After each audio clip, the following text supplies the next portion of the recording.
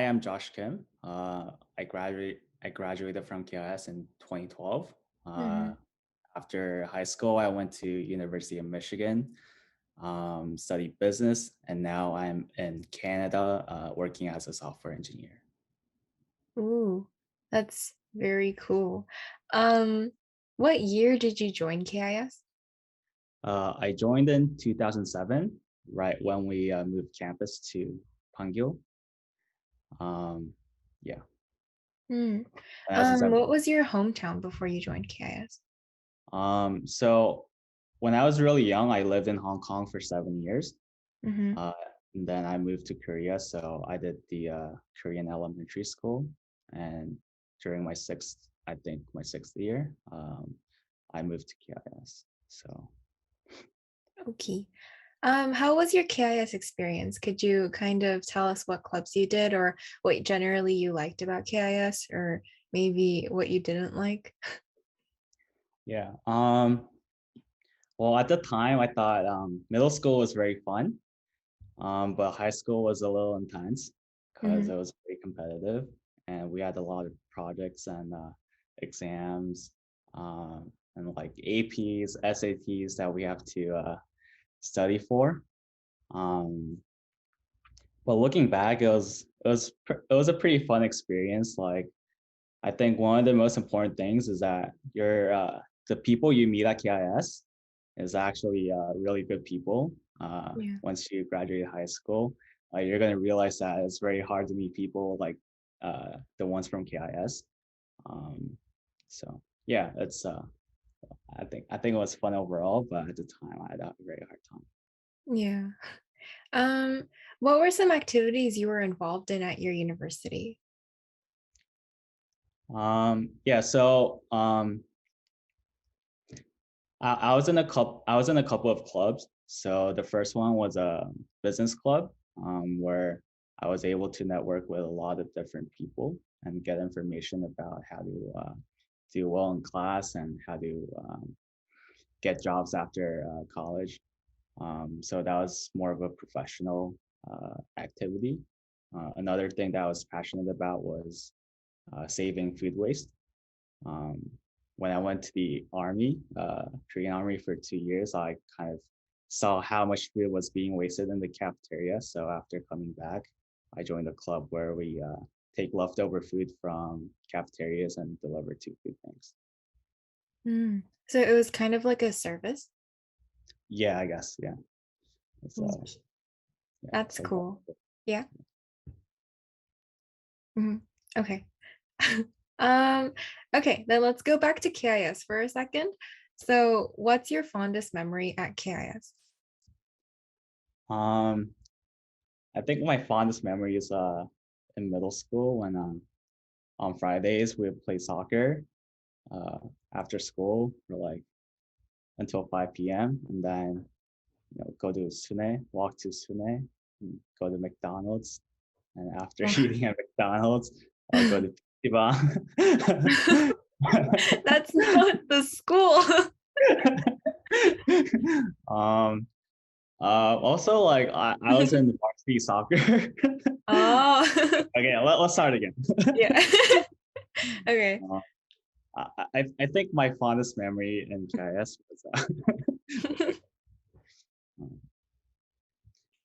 I think my fondest memory in KIS was joining the varsity soccer team. Um, from that, I think I made a lot of friends, not just from my class, but people older than me and also younger than me. Um, and yeah, we trained a lot, but also we got to travel to different schools and also travel abroad. So that was a lot of fun for me. Okay.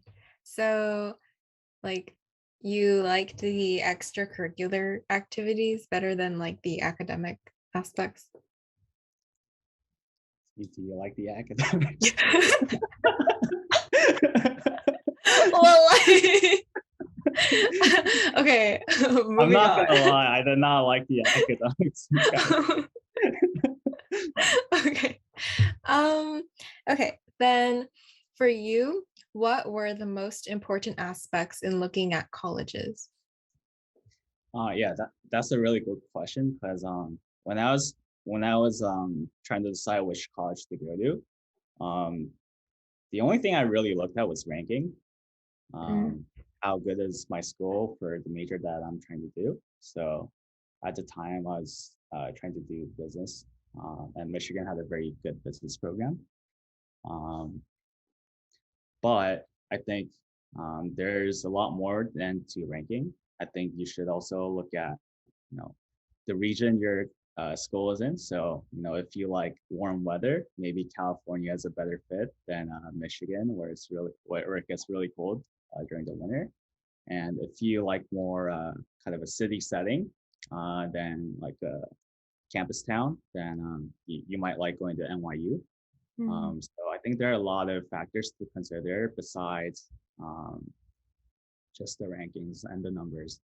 Um, yeah, Cool. it's one of the answers for another question, but like networking is really important. And also like another factor to consider when you're going to school, deciding on what college to go to is like looking at how big the alumni network is, because um, you know college is just a step to get to your next professional stage. Um, and reaching out to people and having that network that can support you um, is really important. So um, yeah, just always have a habit of reaching out to people whose position you want to be in or who's already walked the path you're going to go. Because it's always good to hear what they've been through and get advice from them. It doesn't mean that you have to follow their advice all the time, but it doesn't hurt to get advice. And if you really like the person, um, it like the easiest thing to get close to a person is just to follow their advice and um, just follow up. Like, oh, I did this that you told me to do. What's next? And people are always willing to help. So if you actually execute on what they told you, they'll really be willing to help you. So, Is that like part of your words of advice for incoming classes? yeah, I guess so. Yeah. Okay. Is there anything else that you would tell incoming classes like that are going into college? I I think you Hi. froze. Yeah, I Did I? froze. My internet Okay. sucks. All right. Anyways. Okay. So, like one advice I have for wait, what was the question?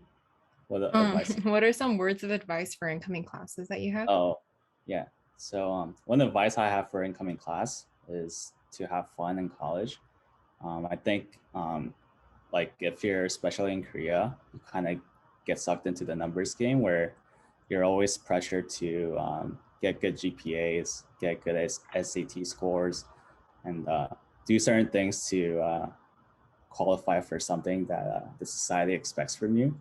But at the end of the day, it's really about finding what you really like and finding your passion.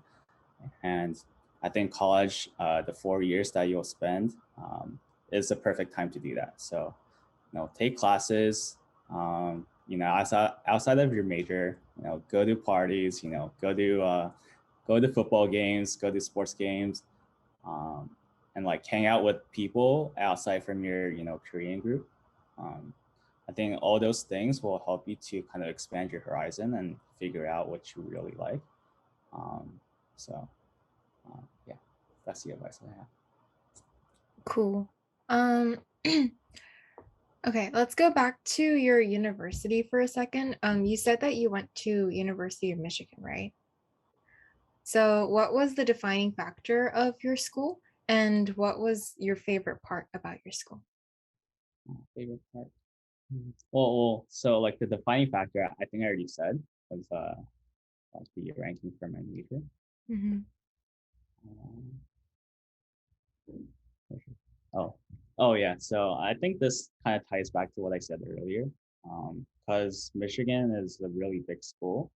Um, each department is really big, and all their classes are pretty good. So even though I was majoring in business, I took classes in the engineering department, uh, in like the architecture department, the music department. So I was able to meet a lot of different people from different backgrounds and kind of experience secondhand what it's like to major in something else.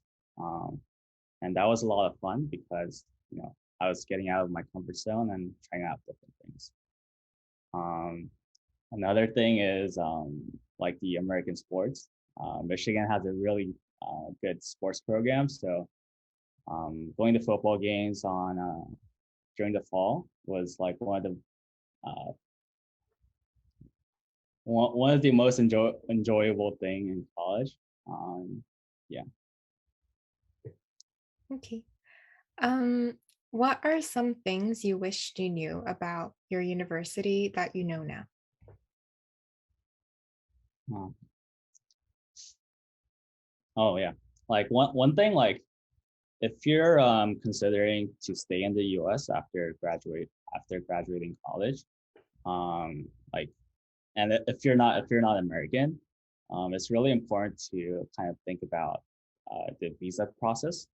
And um, one advantage that you can get just from choosing your major is if you're in a STEM program. So I think it stands for science, technology, engineering, and math. So if you're majoring in one of those majors that qualify for STEM, you get a 3 year, you know, free. You get 3 year to work after college, compared to just a 1 year permit if you major in something else. So that's really important because within that 3 year, you can apply for well, you can apply for an actual working visa, and that could higher your chance of staying in the U.S. And that's part of the reason why I moved to Canada is because I majored in business, which is not part of the STEM program. So I only had 1 year to apply for working visa, and only a third gets it. So it's really competitive, and it's really up to chance. So if yeah. So you're saying that people should get a working visa before they get a permit? Oh, are you saying that you have to get a visa, but it takes 3 years to get a Hmm. permit if you're in STEM? Okay, so how this works is Hmm. um, so for you to work in the U.S., if you're not American, you have to get a visa called H-1B. So that's the working visa for the U.S. Hmm. Uh, but the process to get a H-1B is you have to apply, and only about a third gets it, and Mm. that's just by random chance. Oh, Um, okay. but the application opens only once a year, so for each year you get 30% chance of getting it. Uh, Oh, so is yeah. that why you said 3 years? Well, also like wait,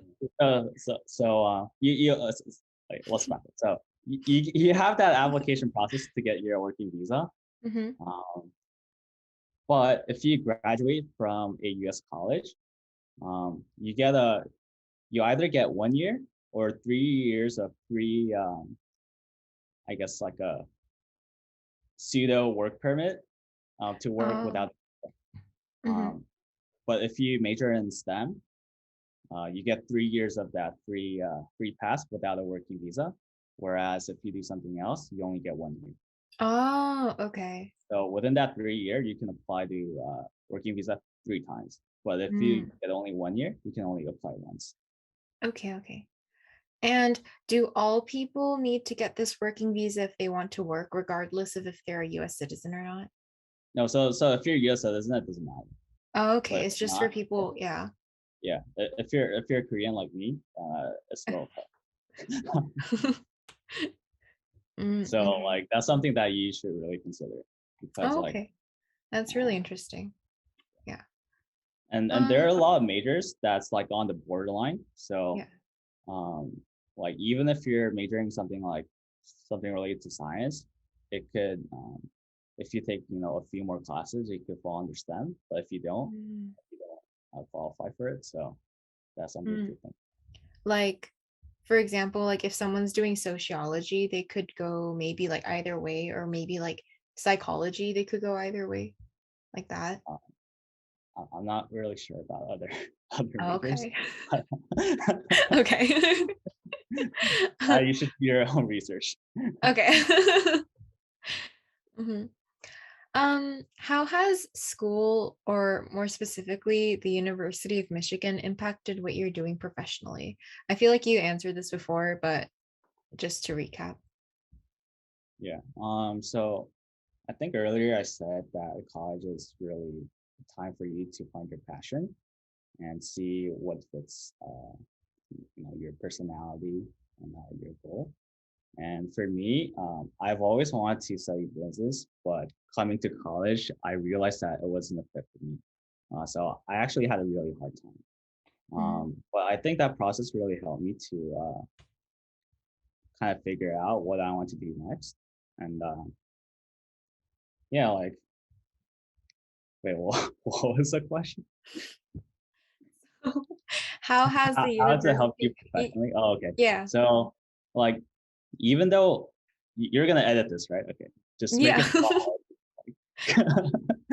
um, so even though it wasn't a good fit for me, like the business program had a lot of career support, office and a lot of different classes and programs that really kind of taught me how to network with people. Mhm. Well, thank you for your time.